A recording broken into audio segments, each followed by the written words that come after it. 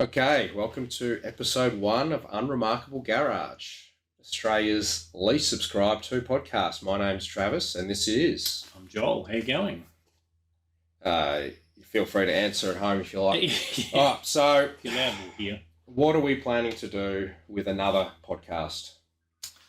Well, what we'd like to do is go and visit some of the more unremarkable garages that house some of the remarkable cars and meet some of the personalities that go with the cars. The reality is a garage can look pretty substandard or pretty average from the outside, but there's a lot that goes on the inside that makes it sometimes a haven for obviously not just cars, but also a place to get away and a place to recover and get over the stresses of daily life. Yep, outlet for creativity and, at least pulling things apart. That soothes a lot of people.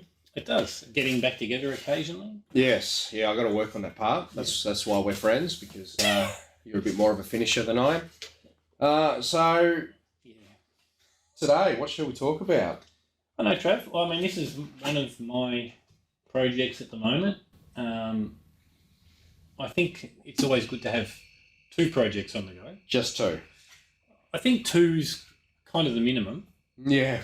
You can probably have more. Yes. But there is actually some sense to having two, because you'll often find you're waiting for parts or inspiration with maybe one, so you can always defer to the other. Yeah, it sounds organised. So how do you deal with friends that maybe send you potential projects in the middle of the night on Facebook Marketplace? Well, usually I don't respond till the morning. All right, because look, it was $700, and it might only need a fuel pump. So everyone needs a cheap Pathfinder. Yeah. All right, we digress. That's going to be a feature of this show, I assume. Digression. Yes. So, what is this? So this is my 1981 Trans Am. My wife spent 5 years of her childhood growing up in America, and is a liver Trans Am buff. So when the opportunity came to buy one, I thought this was pretty cool, because I do like odd, and this is odd. So yeah, this is one of 2 years made. So the 1980 and 1981 Trans Am were a smaller capacity engine. They've gone down to a 4.9 because of the fuel crisis and emission standards in the US. And Pontiac, in a gallant attempt to try and retain some of the performance of the larger engines, Yes. put a draw-through turbo on, which you can sort of see here. Standard, they made a whopping 200 horsepower, which is about what you'll get out of a 2-litre 4-cylinder naturally aspirated these days without too much trouble. A work in progress, but I have made some changes, because I do aim to try and make more than 200 horsepower. Yes. The heads are pretty limiting. They've got a little inlet port to Siamese. Not all of them, which is interesting, just to do with the way Pontiac decided that they were going to disperse the airflow in the firing order and that sort of stuff. So it has had a bit of a port job. We've tried to get a little bit more size out of the ports. I've fitted a roller cam shaft. Yes. That's partly for longevity. So those that weren't around, at least here in Australia, 1985, 86 is when our big emissions jump happened, going to unleaded. Yep. This happened earlier in California, at least. Yeah. Well, what were some of the biggest issues? Well, the US really went, I think it was 72 or 3, they went to unleaded. So cars really started to struggle even through the 70s into the 80s, but by the 80s they were pretty asthmatic, loaded up with emission devices, air pumps and EGR valves and, catalytic converters. We have those now, but they didn't really have the technology to actually make it work particularly well. This had in its day, it had an electronic carburetor. Yes. So it did have an O2 sensor, and it did do a little bit of fuel metering. It had still sort of mechanical secondaries, and it had a NOx sensor, which was pretty sophisticated for the time. Both the 1980 and the 1981 had a NOx sensor. Mm-hmm. The 1980 was very advanced. It had, if it knocked, it pulled 10 degrees of timing. Straight away. Just like that. Well, that's all you need. So, yeah. So, somewhat of a loss in performance when you yank 10 degrees of timing out all of a sudden. Yes. Then, with this later one, with the 81, I actually went to EST, the Electronic Spark. Had a little computer and was arguably a little bit better, but I've decided not good enough. So, as pretty as it is, I'm going to go with Holly Terminator X, something that we can actually program the fueling. Yeah. Right, so let's just assume the car's finished, and we'll answer it now. I'm always assuming the car's Yeah, finished. assuming it gets finished. 9 out of 10 people would come up and look to it. What are they going to say? Why didn't you just LS swap it? Oh, yes, that's what everyone says. Why not just put an LS Let's in it? talk about why it's going to be so cool and what's odd about it. I mean, look, I suppose to me anyone can put an LS in. It's not, and coming from the industry, that's easy for me to say. I've done it for a lot of years. We've put LSs in lots of cars. Anyone, because like full drives. I can't even get my ride-on lawnmower back together. So anyone is relative. Most anyone? Yeah, okay. Anyone with enough money, yes, can put an LS into just about anything. Like they're quite compact. They're small. They make good power. I don't think anyone really would doubt that, other than perhaps the old Barra owner. The Barra people, yeah. But really, I'm not that interested in making 1,000 horsepower. Like the chassis is not made for it to start with. It's not. Who you're going to impress with 1,000 horsepower these days? Yeah, nobody really. The horsepower battle is ongoing and never ending. And electric. And electric, that's right. You know, really, how fast can I accelerate a 1981 car? And I've seen it myself. You know, you put lots of power through some of these old chassis, and the cars actually bend and flex, and the doors stop closing properly, and it's actually a bit rubbish. So yeah, I think I prefer the challenge too. You know, building a tough LS is usually a matter of depending on who you are, either going to the bank and taking out a loan, or going down to the local street corner and selling a bag of drugs, but fundamentally it's a lot of money on a lot of cool parts, and yeah, you can put some thought into it, but whoever has the biggest budget wins. And having been tuning performance cars for the last 30 years and just getting faster and faster and faster, I don't really feel the need. I enjoy the challenge of making some old dunger actually respectable. And if I can go from 200 horsepower to sort of 300, 350 horsepower, that'll be fine for a I'm not cruiser. I'm not a big maths guy, but that's a decent jump in power, isn't it? Yeah. Optimizing a cool old compromise system that GM had to go with. And the changes are predominantly internal. The turbo's been high flow. It's got pistons and rods in it. Handy. Yeah, they're not a high revving engine by any means. They don't have a fully counterweighted crankshaft, so the red line's only like 5,000 revs. So it's kind of what you can do, and keeping it within that relatively low window. Well, that's where all the drivability is. It is, and it's like the truck drivers would love it. It's like a diesel. Yeah. But I really just wanted it to kind of open the bonnet, look pretty standard. I mean, obviously, I've made some larger pipes. We put a 3-inch dump pipe on it, and the crossover pipe underneath, and that up pipe that comes from the other manifold, we've sort of gone up a 1/4 inch and everything, and stainless steel, so it's a little bit of bling, but fundamentally, it's still going to look quite standard in appearance. It's not an LS. Yeah. But it's coming along. It's been, like they all are, labour of love. Yeah, and having more than one project on the go doesn't help. Plus, life. Yeah, well, ironically, the current hold-up is a pulley. One pulley. So I ordered a pulley that is a reproduction pulley, and it's to delete the air pump. Yes. Fortunately, I don't need the air pump here. Yes. Because for emissions, it only has to pass an idle test. And with a mild camshaft and still got catalytic converters in here, that won't be a drama. So I can get rid of the air pump. But the pulley that I bought was for the non-aircon air pump delete. Right, yeah. which is reproduced. The pulley for the aircon delete is not reproduced. So I did a lot of scrounging. I dealt with a few wreckers in the US who weren't interested in shipping to Australia before I was finally lucky enough to find one on eBay. So that's currently on its way. And talking about America, which is where the car's from, one was put up for sale the other day. There was. I can't even remember the auction site that had it.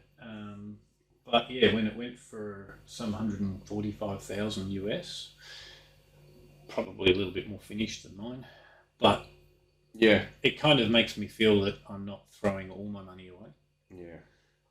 And you were saying that it's only a 2 model year car. Year. Yeah. So they only made them for 1980 and 1981.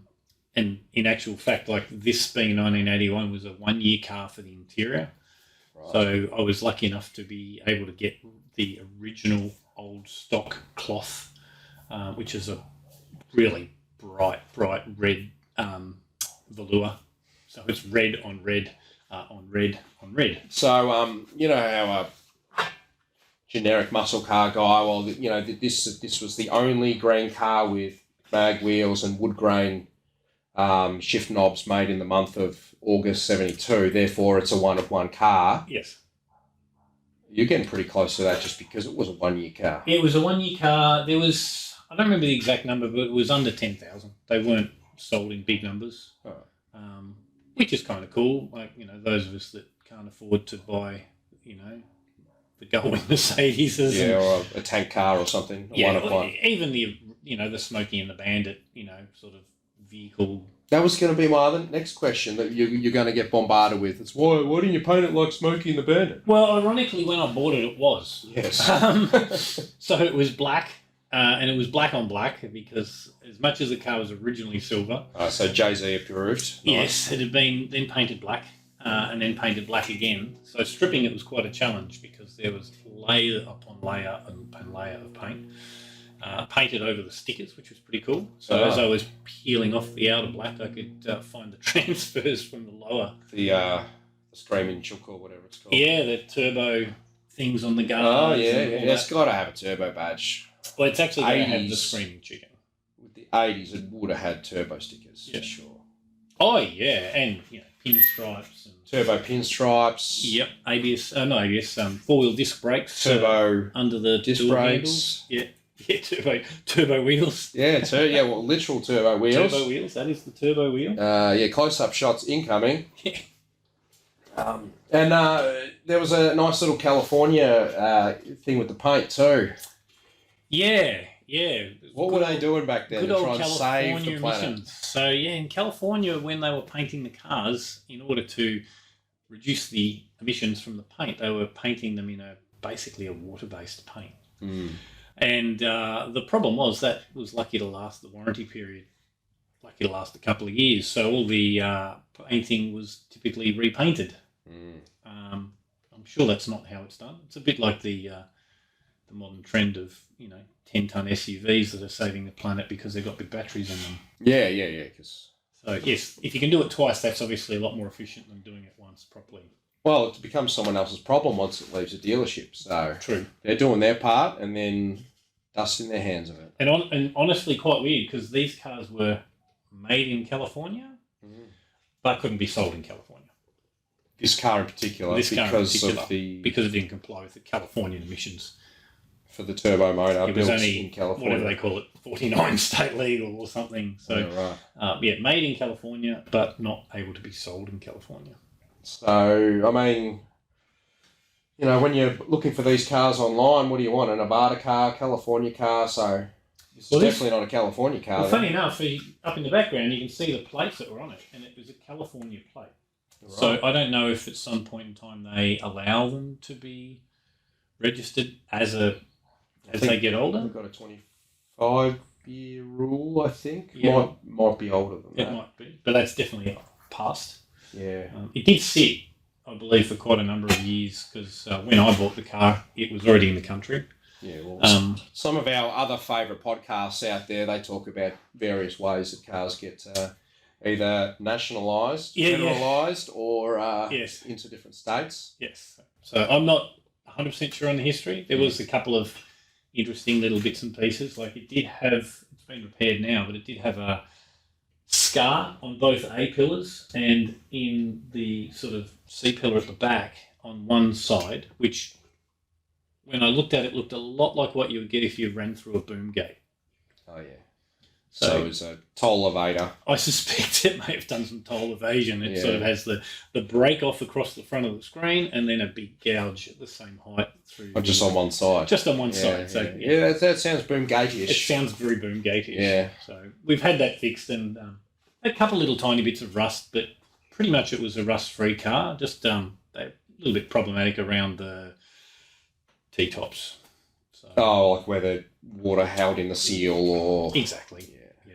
So, but all in all, I'm pretty happy because the amount of rust was very minimal, and I've done the rust thing. I'm not a big fan of it, and I have another rust thing that I have to do. So to not take on too many rust things is good. Yeah. Well, we both have similar Datsuns. Mine's got rust in the floor. Yours has got rust everywhere else.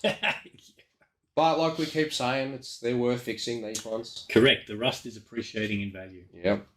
Yeah. Valuable rust. Almost as valuable as barn fine dust. Pretty much. That's right. All you got to do is just leave it in here for 12 months without touching it, and it's as dusty as any barn fine. Yeah. It's like growing grapes. Like, you just got to let them grow, and then the dust accumulates, the value goes up. Yep. Other YouTubers do a review on them, prices go up. Dig one out, wash it. They sell for $145,000 in America. Do a YouTube video on how to clean it. And detail it. First clean in 45 years. That's the one. That's where the money's at. But you're going back to, we'll call him your friend because obviously he has had one who sold his for $140,000. Yes. You were saying you're having some aftermarket part issues that, who knows, might change now? People might... Yeah, I mean... It wasn't the popular one. That's I suppose everyone sort of wants the big block. They want the 455. A lot of it's interchangeable, but not enough. As it turns out, some of the bits aren't. And I was braved a few pieces, fuel lines and things, which I thought they should fit, but they don't because they go down the other side of the car. Yeah, right. Little things like that. But nothing that I couldn't, make up myself. Ironically, it actually works out cheaper to buy all the tools to bend up the fuel line than it does the fuel line. And risk it getting bent in shipping and we live in while being put on the car. Yeah, we live in London. Yeah, I mean, to be honest, when I was getting my Z together, it took the brake shop 3 goes and they couldn't get a match a bend to go from like the proportioning valve up to the master or something. Yeah, right. I ended up doing it myself, Handy when you got the car there. Just you can bend it. Yeah, a little bit of fettling. Yes, another YouTube favourite comment, isn't it? We'll have to work all these in, Yeah, I'm sure we can. Yeah. Practice. No trademark infringements intended. No. Imitation's the best form of flattery, is it? Did I say that right? Yeah, sure. Yeah, good. Sounds good to me. All right. It's a beautiful thing. Well, it's looking beautiful because you're taking the time to do, beautiful too, like us people. Yeah, all 3 of us. Thanks, Beck, for watching. The one subscriber that we will have. We'll have one, all right. My wife won't subscribe, but... No? You tell her she doesn't have to pay. She doesn't have a YouTube account, so it's just not going to happen. Okay. The things that get us going is you're taking the time to powder coat subframes and sway bars and all that sort of stuff. It's nice. It's a very difficult decision as to how far to go because I don't want a car that I'm scared to drive. I want to be able to use it. And occasionally you get a little bit carried away and you start to think to yourself, why am I painting this part and sanding it and repainting it and sanding it? And because it makes you feel like this afterwards. No, it doesn't. It makes me think I should be doing other more constructive things with my time to get the car going. Or fixing my cars. Well, there's always that too. Well, I mean, I guess there's at least 2 schools of thought on, making a car that is restored to pretty much a 0-kilometre car that people just park. Yeah. They're too scared to yes. enjoy it. and I have a number of friends who are in the GT club, and that seems Ford GTs, yeah. And that does seem to be the way a lot of it's going, where the cars are now too precious to use, and maybe they come out for shows, but a lot of them don't even come out for shows. Just in case we get an international subscriber, yeah, or viewer. Ford GTs. We're not talking GT40s. We're talking Ford Falcons. What sort of years? All of them.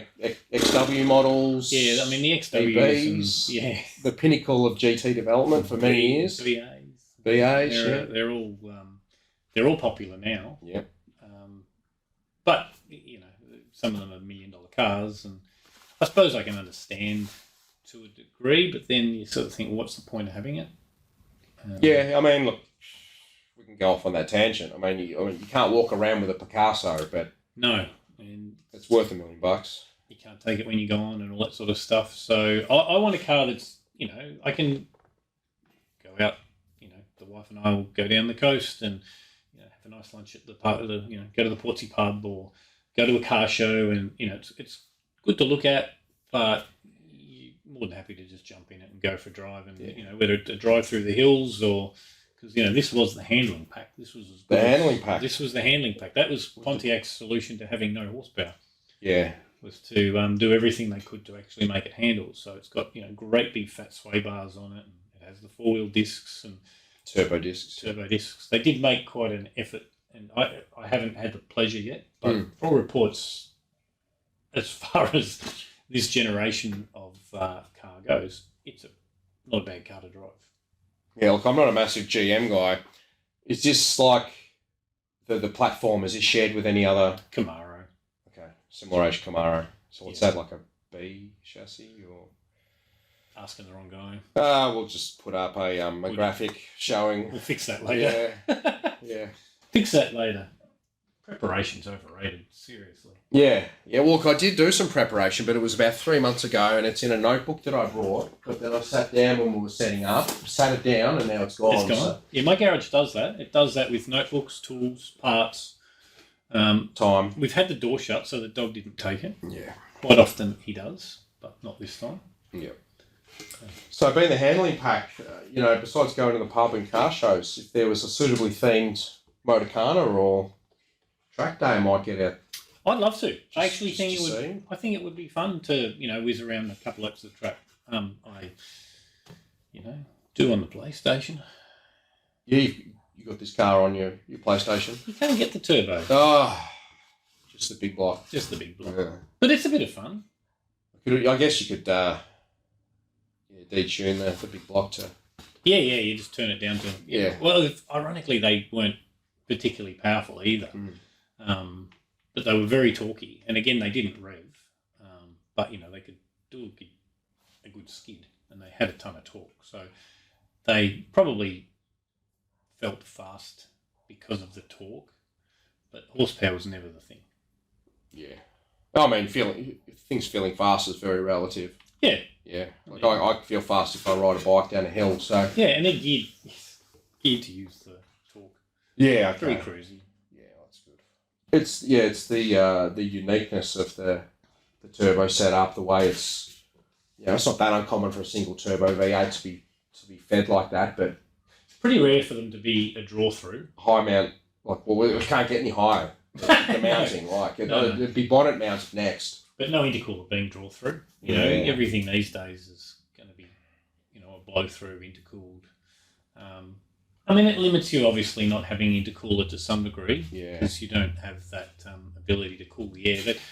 But having said that, this is not totally silly. The fuel evaporating in the turbine housing and the manifold does provide a level of cooling. Some cooling, yeah. And, they were very low compression. They were, I think it was like 7.6 to 1. We've raised that to about a whopping 8.2. Yeah, because you can tune it. The fuel's better. The fuel is better because this was made to run, which is a bit ironic, really, made to run on the worst fuel in California, but you couldn't buy the car there. What were they thinking? But fuel-wise, we're definitely better off. The turbo technology, as much as it looks the same from the outside, it's got a billet compressor wheel. It's basically sort of like a high-flow Cosworth Turbo Sierra. Okay. turbo. So, if you double the capacity in half the revs, it's about right. Yeah. And I can't really imagine myself probably running any more than 15 pound or so. They are prone a little bit to blowing head gaskets because there was nothing particularly good head gasket wise available. But I had okay, the actual gaskets for the problem. yeah, so it is studded. So I was able to, the big block studs are the same. Oh, finally, there's one thing that's the same. There is some not fuel lines. Not fuel lines. Head There is studs. some common bits and pieces, but the I had some MLS gaskets made in Thailand, which I'm hoping will help me with not having to be doing head gaskets. Because honestly, I'd rather build it and then not have to do tons of maintenance. So it's not a top fuel or dragster. You're not tearing it down between passes. Yeah, build it and drive it. Yeah, is the plan. Even the pistons are a little bit interesting because they don't make pistons for this engine anymore. It's a 4-inch bore, so it's a common bore, but they have a very long rod. Lucky, hey? Long, yes.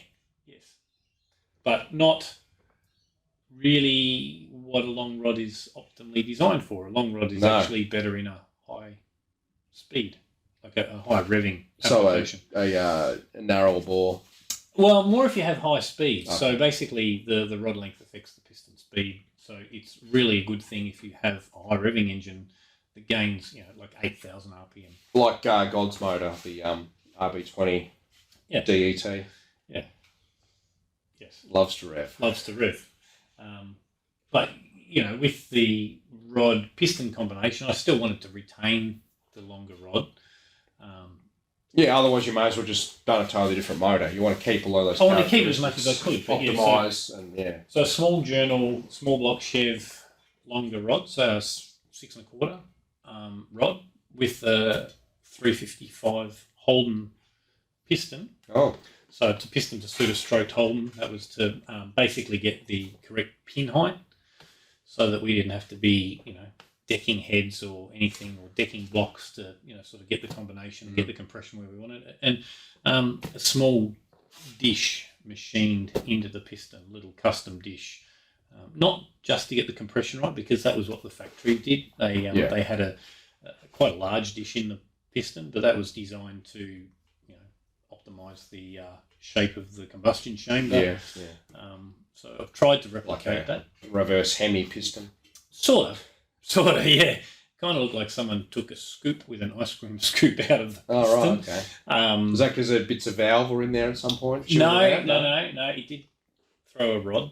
That was when we got this car, it was actually not running. Yes. It had a rod bits come through the sump. But the block itself actually was okay. Yeah, that's good. So it was all salvageable. So it's a bit of an interesting combination of parts to get it sort of to where it is. I mean, there are guys that do even more extreme.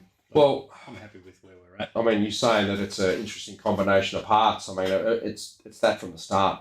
Yes. The turbo there, the carburetor, all of that. It's a quirky thing and it's great. Everyone should have one. Yeah, if someone else builds it, I think that'd be quite acceptable. So it's got the foam front we were looking at earlier. Yeah. That I'm kind of leaving for the panel shop to deal with that, because it's kind of like, I don't know, it's kind of like trying to sand a sponge. Yeah, look, you've done a lot of work. It's challenging. It's one of those things, if you do too much work, you're going to end up with nothing left. Yes, the old impact, low-speed collision laws in the US meant that the front of the car is basically squishy. Yeah, which, like we said, I mean, it's probably a more aesthetically pleasing way to get that box ticked rather than, Volvo... some of the ugly shock absorber bars and even on Porsches and Zs, up to 260 Zs and stuff like that. Yeah, they did some pretty horrific looking things to get past the laws. Yeah. I don't know if you saw the Countach, what they had to do with that.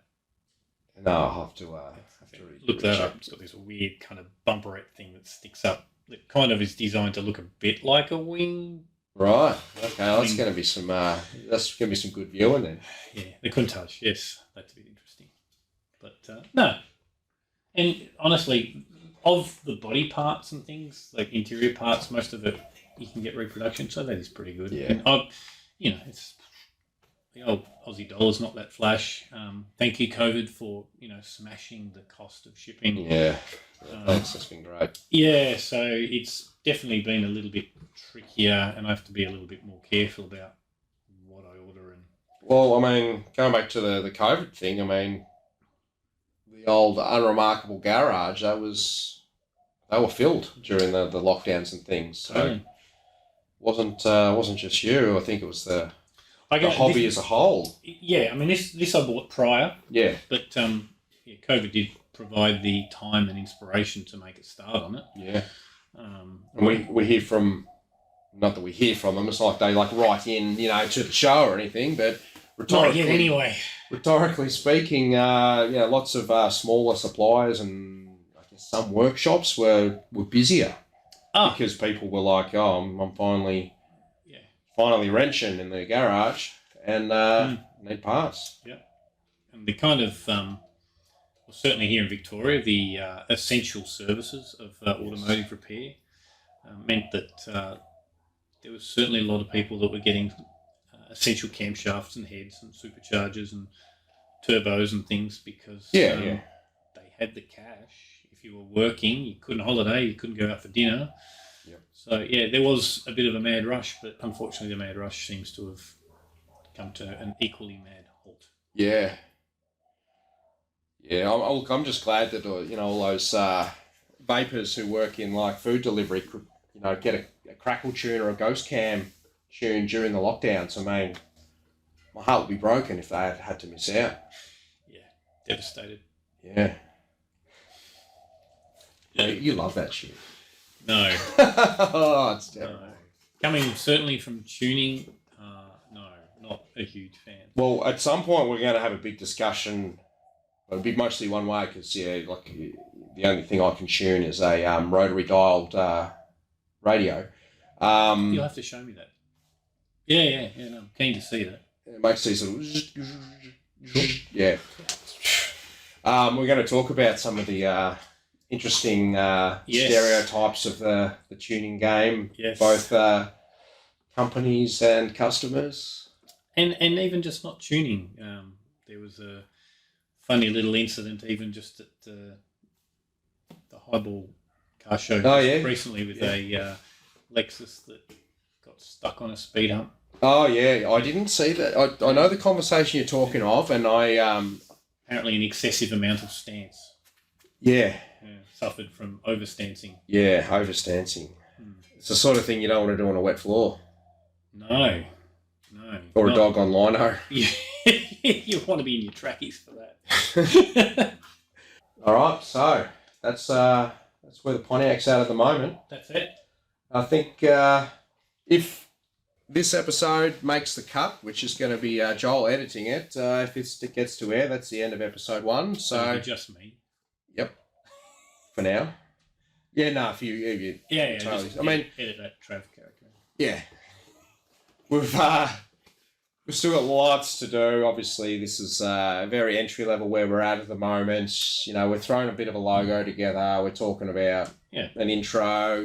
We watch a lot of this stuff. We listen to a lot of this stuff. So we're gonna not copy, but we're definitely going to discard things that annoy us. Yeah, definitely there'll be a little bit of that, and also I think there's a lot of stuff that's probably covered very well, or maybe even too much. Yeah. Take the example of just about any new car. When there's 45,000 YouTube reviews on it. Yeah.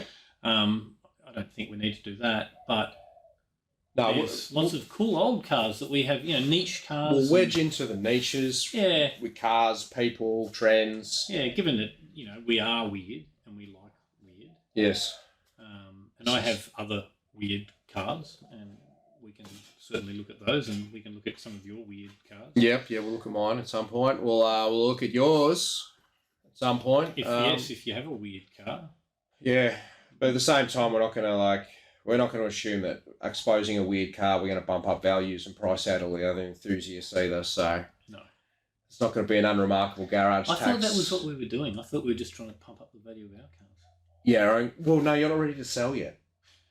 But no, they need to probably start going up now. So you get better insurance and stuff like that. Oh, definitely. All right, well, on that note. Yeah, thanks for lasting this long if you have. I mean, not many people last this long, listening or otherwise. So only on a really good day. Yeah. Thanks for hanging around, and we'll see if we can make something of this. Thanks, Trav. Thank you. Good talk. Cheers, buddy. Bye. See ya.